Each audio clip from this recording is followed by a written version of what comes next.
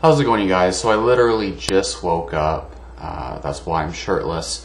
And I wanted to bring up a interesting topic today. So basically, I have watched multiple responses back and forth between Layne Norton and Ryan Lowery and Ryan Lowery's colleagues.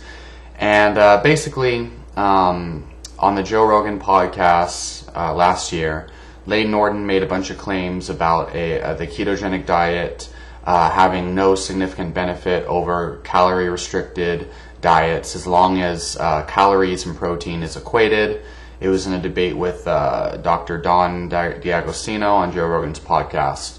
And basically, Ryan Lowery made about a 2-hour response to Layne's claims in that podcast. And Ryan Lowery presented well over 60 different studies, and most of them were solid,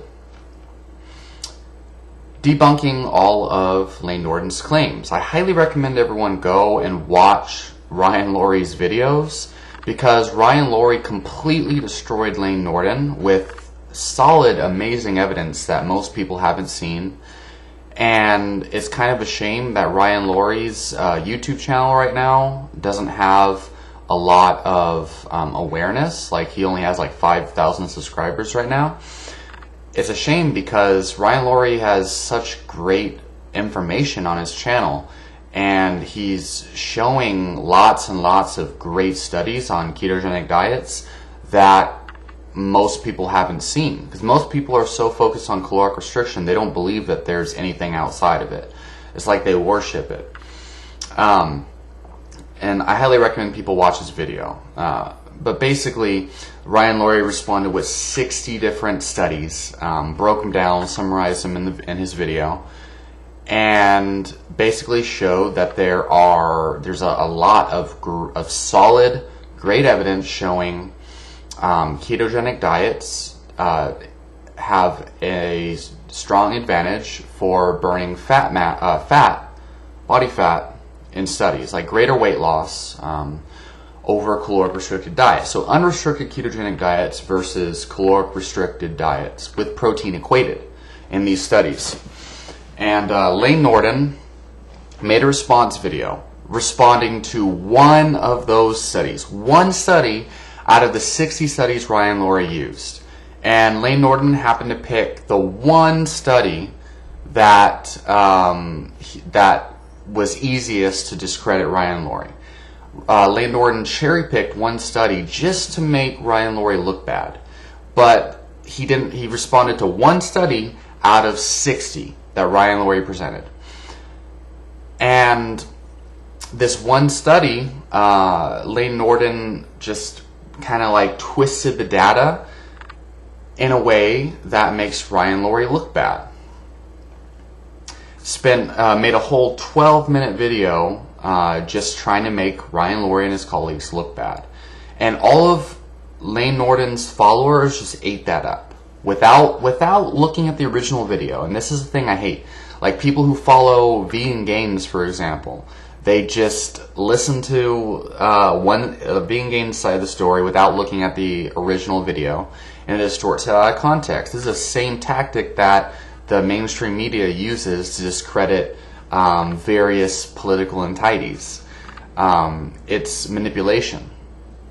It's social engineering, I believe, is what it is. And it's really sad. So Layne Norton responded to one study out of the 60 studies Ryan Lowery used and broke it all down and twisted in a way to make Ryan Lowery look bad. And then at the end of his video, Layne Norton talked a little bit about the HMB study that they did and blew it out of proportion in a way that makes it look like they were comparing HMB to steroids. So here's the thing. Again, Ryan Lowery and his colleagues made a response video explaining the HMB study and explaining why like Layne Norton comparing it to steroids or whatever is ridiculous. So you should definitely watch that video. because you'll find out really quickly that Layne Norton likes to twist things in a proportion to make himself look good and his opponents look bad. I don't know if it's because Layne Norton has ties to the BCAA industry and the whey protein industry, and HMB's like a competitor, or what, but it's really childish the way that Layne Norton talks down on these people on social media. Like uses personal attacks and ad hominems, calling them jokes and things like that, when the reality is Layne Norton's not much of a scientist himself. Layne Norton has published like 20 studies in his lifetime, whereas Ryan Lowery and his colleagues have published over 200. So that kind of tells you something about the experience of these two. Not to mention Ryan Lowery is so much younger than Layne Norton, and Ryan Lowery and the lab that he came from, they have an elite training facility where they train professional athletes. I believe like elite NFL players, baseball players, you name it, and they have experience with all of these, like coaching elite athletes. Whereas Layne Norton, I mean, he hangs out with a lot of high-level athletes like Elaine Bailey, who happens to be a steroid user, and her friends. So, yeah. The crazy thing is, Layne Norton, usually he'll use like a meta-analysis or an observational correlation study to back up the things he believes in. And then when someone else does something like that, Layne Norton will criticize them. Or Layne Norton will use meta-analysis of a bunch of studies with super small sample size. And in the meta-analysis, each individual study does not even like draw the same conclusion as a meta-analysis. But then Layne Norton will just use it. Oh, here's a meta-analysis done on 1 million different subjects with 1,000 different studies in it, concluding that calories in versus calories out is superior to unrestricted ketogenic diets.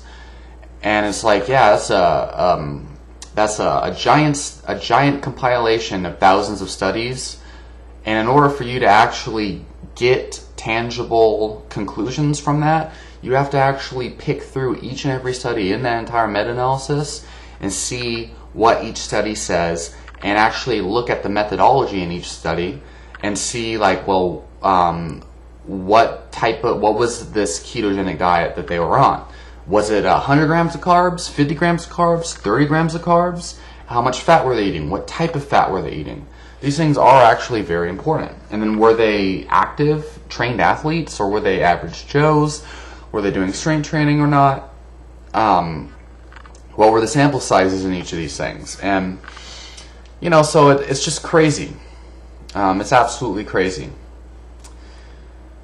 And then if you watch the debate between Layne Norton and Paul Saladino, like Paul Saladino is not even a scientist, he's a medical doctor, but he just completely obliterated Layne Norton, and Layne Norton couldn't really even say anything, because all that Layne Norton had was meta-analysis and large population studies drawing correlations. And Layne Norton's always talking about how, like, oh yeah, correlation does not equal causation, to defend sugar, for example. He's like, yeah, just because sugar's correlated with greater risk of disease doesn't mean that it's actually the sugar. It's a lack of fiber in the diet or something. So as long as you eat enough fiber, eating sugar should be fine. You know, it's a correlation. These are correlation studies. And then he proceeds to use correlation studies against his opponents. It's just ridiculous. So in regards to this entire video, like, honestly, there's nothing that I can say that would outperform Ryan Lowery's complete debunking of Layne Norton. So I'll link the videos down below by Ryan Lowery and everything, and you guys can see for yourself. Like, the thing is, I was like, made the mistake of trying to debate with people on Layne Norton's Instagram page, and God, it's just a clusterfuck of ignorant people. See, ignorance means ignoring evidence. And when you when you like spend a lot of time like telling other people how bad someone is, but you refuse to actually watch the videos by those people that you're criticizing, you're ignoring evidence. You're like, oh yeah, Ryan Lowery and his colleagues, they're unethical, they're horrible, you know, blah blah blah. They compared H&B to steroids or whatever, and then you haven't actually read that study yourself. You haven't actually watched these videos by them yourself. All that you've done is listen to Layne Norton and his 12-minute response to one study out of the 60 studies that Ryan Lowery presented, cherry picking, like always. Like, he's the worst of the cherry pickers, but he tries to look right and tries to look open-minded by drawing a mutual approach. Like, oh, all diets work as long as you can adhere to them and you calorically restrict and count your protein. You can eat Pop-Tarts and stuff and still have great health outcomes as long as you restrict calories. And, you know, there's no difference between people who eat, you know, fruits and vegetables and people who eat processed foods as long as you hit your macros. Which is an exaggeration of what he preaches, but you get the point. Yeah, it's ridiculous. If you're not going to examine the original evidence, the original study from these people, where they didn't equate it, like HMB has, like, there was a replication of several other studies. Like, they were just showing the same conclusion, the same results as multiple other studies have. They weren't the first one to find the gains of HMB that they did. Multiple other studies before them found HMB to provide as great of gains as a proper training program, as great of gains as a proper nutrition program, and taking in more protein in your diet. The gains that they found from HMB are equivalent to a natural lifter who has who switches to an effective weightlifting program. So HMB, they found HMB provides as great of gains as effective training program, or as strength training, or as taking whey protein, for example. But Layne Norton tried to use a very ineffective 4-week testosterone study, a 4-week steroid study, that found the same amount of gains. 4 weeks. Old individuals who don't really have as much testosterone, using a horrible training protocol, and they just took testosterone. They took a really unrealistic weak steroid cycle.